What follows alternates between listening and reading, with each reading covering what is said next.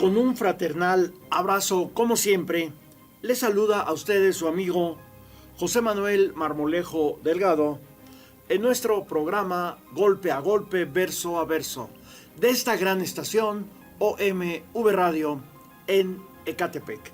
Tenemos como fondo en nuestra pantalla esta fotografía de los arcos del templo de la Cuevita en Ixtapalapa, de donde salen las peregrinaciones de Semana Santa. Les seguimos invitando a visitar ese pueblo hermoso, lleno de historia, lleno de folclore, que es Ixtapalapa, en sus diversas poblaciones originarias, como Mexicalcingo, Culhuacán y otras muchas más. Damos inicio a nuestro programa leyendo algunos fragmentos de la importante historia de nuestro municipio Ecatepec, en el Estado de México, basándonos en nuestra fuente tradicional, el libro Efemérides de Ecatepec, de la coautoría de Juan Pablo García Vallejo y Alfonso Bautista García, quienes nos remiten hasta el día 22 de diciembre de 1815, fecha en que se registró el fusilamiento del general insurgente José María Morelos. La figura del general Morelos estaba envuelta en la penumbra en su celda de la Ciudadela cuando abrieron la reja. Entraron varios soldados realistas. La vacilante luz que emitía sus teas alargaba las siluetas llenando el sofocante espacio de la celda. El coronel Manuel de la Concha, su captor, le hizo hincar y le leyó la sentencia de muerte dictada por el virrey Calleja.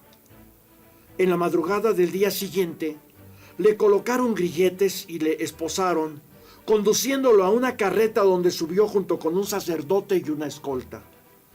De la Concha comandaba una partida de dragones que escoltarían al preso hasta el lugar de la ejecución, que en ese momento se mantenía en secreto, pues el virrey quería evitar que una muchedumbre iracunda interrumpiera el fusilamiento.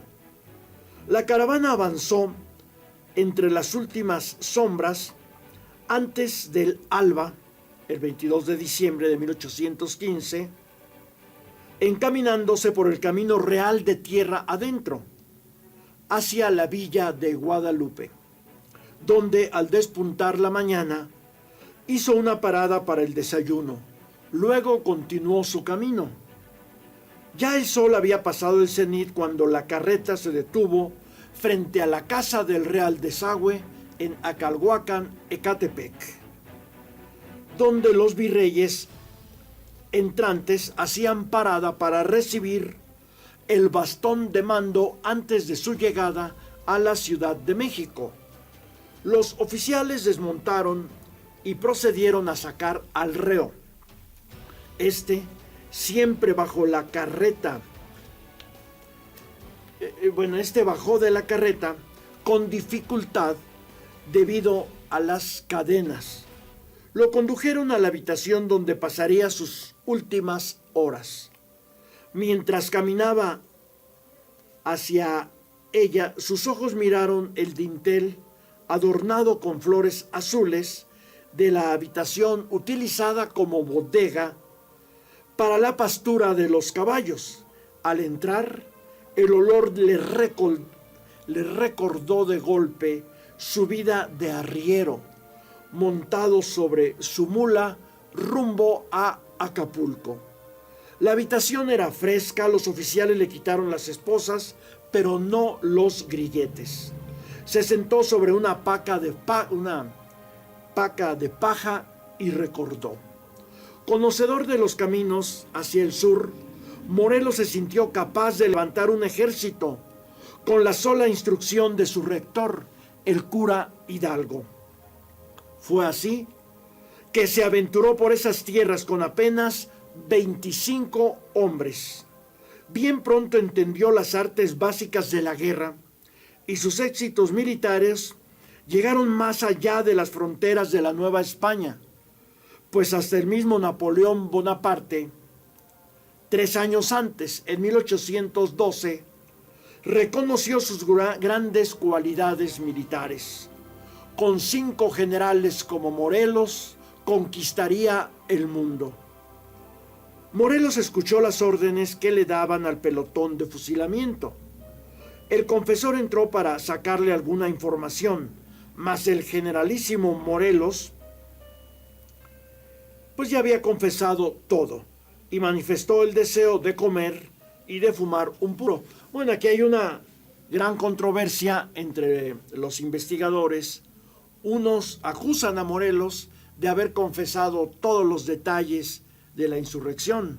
Otros dicen que es mentira, no confesó más lo que ya sabían los españoles, pero algunas actas aparentemente firmadas por él pues son falsas, supuestamente donde Morelos confesaba algunas cosas secretas de la rebelión insurgente. Lo mismo le hicieron a Allende y a Hidalgo, pero ahí queda la controversia. Meditó sobre lo que significaba la independencia a la que había entregado los últimos 5 años de su vida.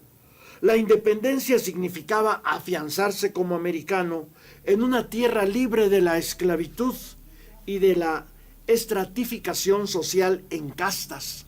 Ser americano significaba gobernarse a sí mismo. El padre Miguel Salazar comunicó a De la Concha la última voluntad del reo. Se preparó una improvisada mesa en la habitación. Después de todo, no se le puede negar una comida y un puro a un condenado a muerte. Comieron juntos. Morelos miró las últimas volutas de humo escaparse por la ventana y vio el pelotón ya formado. De la Concha ordenó sacar al reo. Los soldados amarraron las muñecas de Morelos por la espalda con su portafusiles y lo condujeron con sus grilletes hacia el patio delantero. Le indicaron dónde debía hincarse de espaldas al pelotón y le vendaron los ojos. Morelos recordó entonces las palabras que escribiera para su hijo: morir es nada cuando por la patria se muere. Eran las 15 horas cuando De la Concha dio la orden de ejecución y 4 descargas tronaron en el aire. No fueron suficientes para hacer caer al general. Tuvieron que dispararle otra vez para abatirlo. Posteriormente, su cadáver fue inhumado en San Cristóbal, Ecatepec. Cuentan que en el atardecer de ese día, luego de enterrar al insurgente cerca de la capilla, las aguas de la laguna de San Cristóbal y Xaltocan crecieron hasta alcanzar la bermeja tierra donde el siervo de la nación había muerto, y con él las mejores victorias militares de la insurgencia. No obstante esta gran pérdida para el movimiento insurgente, los otros 2 caudillos, Guerrero y Guadalupe Victoria, no se desanimaron y continuaron su lucha. Faltaban 6 años para que se diera una alianza entre los insurgentes y los desertores realistas para concretar la independencia de México. Pues esta es parte de la historia de nuestro municipio Ecatepec de Morelos. Ahora damos seguimiento a lo que expresamos en nuestra sesión anterior en torno a la Guerra Cristera. Estábamos citando un artículo, un capítulo de una de las obras de José Rubén Romero, en donde habla del pueblo de Tacámbaro, Michoacán, y reiteramos que lo citamos para contrastar la paz, la tranquilidad de los pueblos que se vio alterada brutalmente por la guerra cristera, en donde la jerarquía católica defendía sus intereses y hacía que el pueblo se matara. En el centro de la plazuela de Tacámbaro, 3 manos brindan su apretada sombra sin que nadie se atreva a guarecerse bajo su espléndido follaje, por miedo de recibir en la cabeza una descalabrajadura.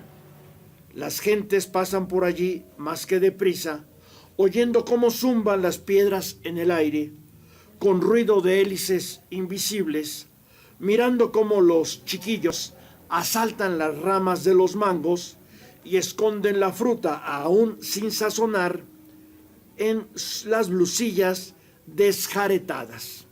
Con estas pedradas, los pobres indios que venden loza en los portales viven sobresaltados, igual que reces paciendo en el solar ajeno.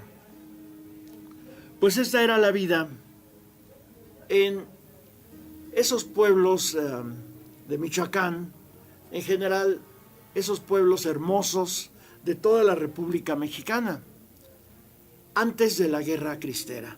Desde luego no siempre había paz en los pueblos. Los pueblos siempre han sido pueblos guerreros, los pueblos mexicanos. Sí, se formaron para hacer la reforma, se organizaron para luchar en contra de las injusticias de Porfirio Díaz. Pero lamentablemente la jerarquía católica también usó el valor de la gente de los pueblos mexicanos para sus propios intereses. Y aquí Romero nos dice qué vida tan plácida, qué vida tan pacífica llevaban esos pueblos mexicanos como Tacámbaro, después violentados por la guerra cristera. Pero de esta temática continuaremos hablando en nuestra próxima emisión de Golpe a Golpe, Verso a Verso, en esta gran estación OMV Radio desde Ecatepec. Se despide de ustedes su amigo José Manuel Marmolejo Delgado.